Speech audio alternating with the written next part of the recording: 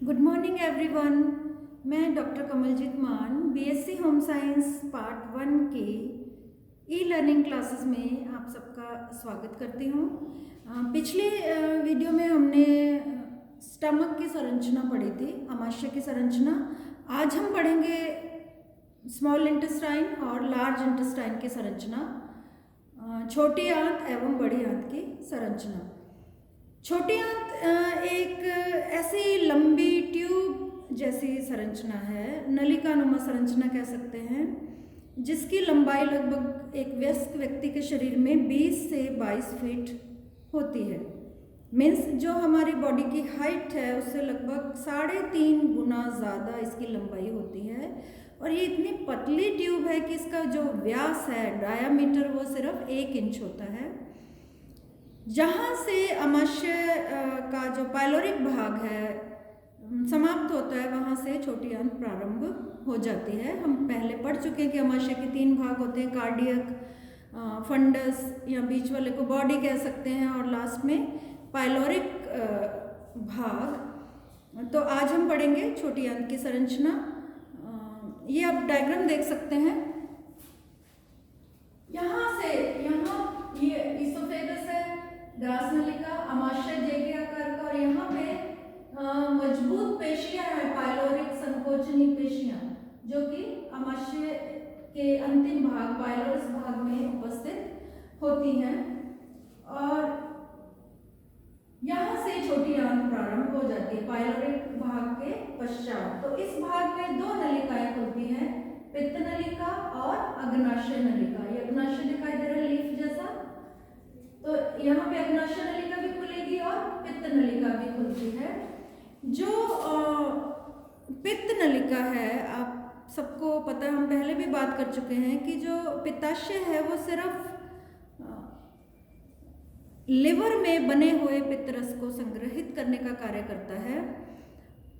उसका खुद स्वयं वो पित्तरस को नहीं बनाता। तो पित्तरस या बाइल जूस कहाँ बनता है? लिवर में। और जैसे ही भोजन छोटी आंत के पहले भाग में पहुंचता है तो पित्ताशय संकुचित हो जाता है और जो बाइल जूस है वो छोटी आंत के पहले भाग तक पहुंच जाता है। उसी प्रकार अग्नाशय भी अपनी अग्नाशय रस को छोटी आंत के पहले भाग तक पहुंचाता है। अग्नाशय से जो अग्नाशय रस निकलता है वो बहुत थिन वाटरी, मीन्स वाटर की जो अमाउंट उसमें ज़्यादा होती है, लेकिन उसमें बहुत सारे एंजाइम्स होते हैं जो कि भोजन का पाचन करते हैं। छोटी आंत खुद भी एक आंतीय रस निकालते हैं जिसे कहते हैं सक्कस एंटेरिकस। तो इस आंतीय रस में भी बहुत सारे एंजाइम्स होते हैं, जो कि हम बाद में डिटेल में, आपके एक इम्पॉर्टेंट क्वेश्चन है कि प्रोटीन्स, कार्बोहाइड्रेट्स और लिपिड्स के पाचन व अवशोषण को विस्तार से लिखिए। तो ये जो दोनों नलिकाएं हैं, जो महत्वपूर्ण 2 जो जूसेस हैं, बाइल जूस और पैनक्रियाटिक जूस, वो छोटी आंत के पहले भाग में पहुंचते हैं। तो अब तक क्योंकि आमाशय में हाइड्रोक्लोरिक अम्ल निकलता है तो भोजन का माध्यम अम्लीय होता है, लेकिन जैसे ही ये छोटी आंत में पहुंचते हैं तो भोजन का माध्यम क्षारीय हो जाता है, क्योंकि दोनों ही जूसेस एल्कलाइन होते हैं जो कि न्यूट्रलाइज करते हैं स्टमक के एसिड को। तो इसके बाद अगर हम छोटी आंत का पहला भाग देखें तो ये ड्यूडेनम कहलाएगा। उसके पश्चात जो मध्य भाग है इसका, जो सबसे महत्वपूर्ण भाग है, वो जेजुनम कहलाएगा, और जो अंतिम भाग है वो क्या कहलाएगा? इलियम। सबसे अंतिम भाग, दिस वन, ये इलियम कहलाता है। छोटी आंत के पश्चात बड़ी आंत प्रारंभ हो जाती है, और जो बड़ी आंत का पहला भाग है वो क्या कहलाता है? सीकम। सीकम के साथ ही आपको दिखाई दे रहा है सीकम। सीकम के साथ ये वॉर्म जैसी स्ट्रक्चर, कीड़े जैसी संरचना दिखाई देती है, जिसे क्या कहते हैं? Vermiform appendix. वर्मीफॉर्म अपेंडिक्स एक ऐसी संरचना है हमारी आहार नाल में जो कि जिसका कोई कार्य नहीं है, लेकिन किसी भी प्रकार का इन्फ्लामेशन हो जाए या संक्रमण हो जाए तो एक डिजीज हो जाती है जिसे कहते हैं अपेंडिसाइटिस। इस अपेंडिसाइटिस के कारण पेशेंट को बहुत तेज एब्डोमिनल पेन होता है, और कई बार ये इतना इन्फ्लामेशन सीवियर हो जाता है कि ये फट जाता है। तो इससे बचाने के लिए इसको सर्जरी से निकाला जाता है। आपने बुक्स में देखा है, बुक्स के पीछे वाले जो पेजेस होते हैं, लास्ट में एक अच्छी कोई टेक्स्ट बुक या रेफरेंस बुक है तो वो उस पे लिखा होता है अपेंडिक्स, जिसको कोई काम नहीं है, सिर्फ हमें देखना है कि कौन सा जो वर्ड है वो कहाँ पे है। तो इसीलिए ये अपेंडिक्स, इसका कोई कार्य नहीं है, लेकिन अगर संक्रमण हो जाए तो ये फेटल हो सकता है या जानलेवा हो सकता है।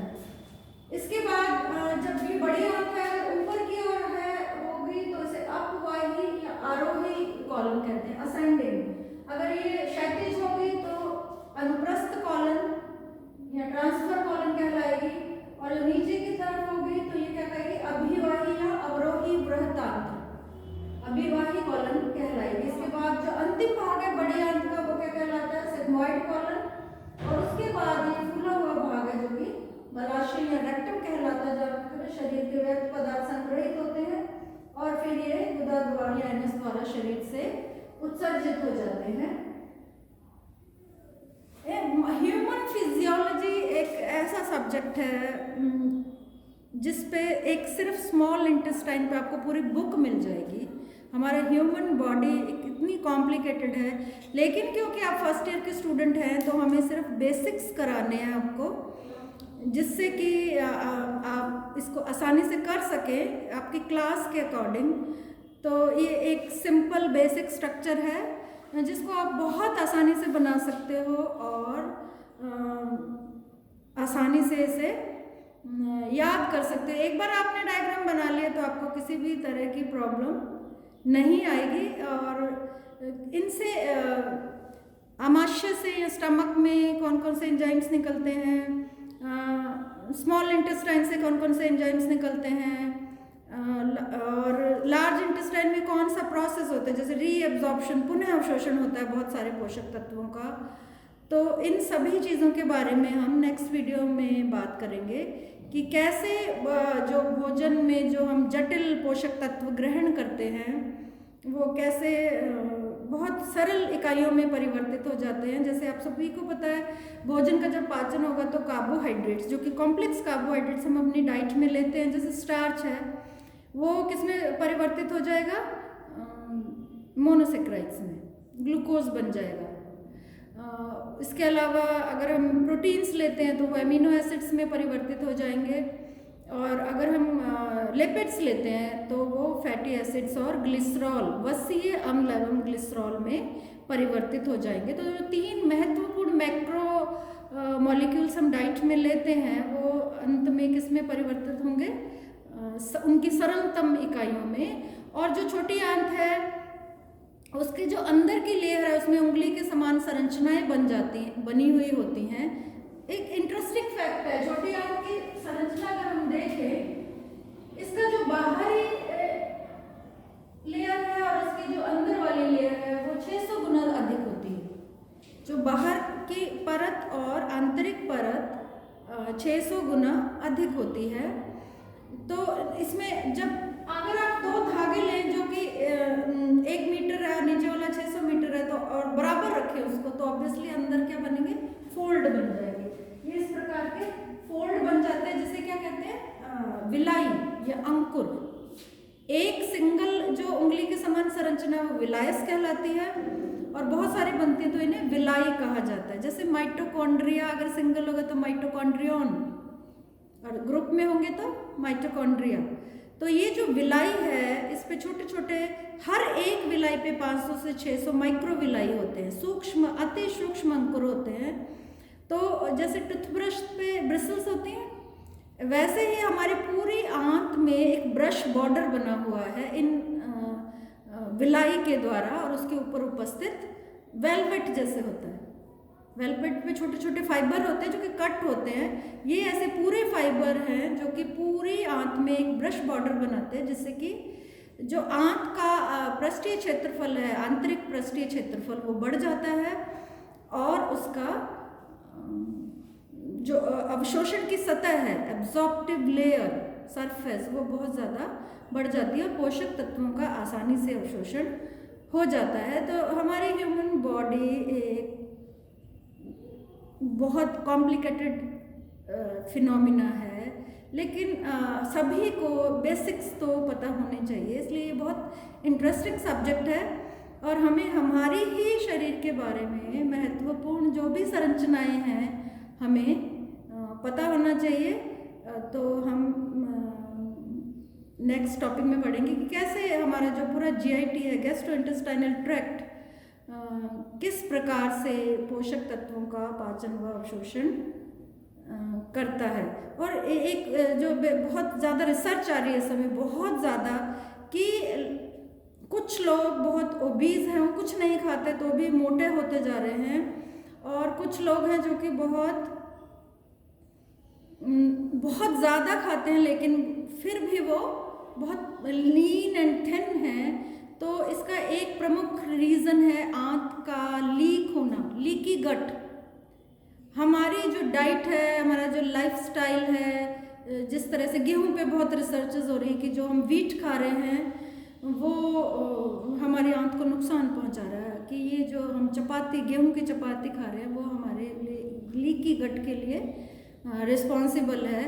तो इसके बारे में हम बाद में बात करेंगे। वैसे ये जो टॉपिक है सीलिएक डिजीज़ वो 3rd ईयर में है, लेकिन हम इसके बारे में बहुत डिटेल में बात कर सकते हैं कि आखिर हमें ये जो गेहूँ, जो हमारी स्टेपल डाइट है, जो कि हम सुबह शाम दोपहर ब्रेकफास्ट में किसी ना किसी फॉर्म में लेते हैं, तो हमें ये बीमार कर रहा है। This wheat is making us sick.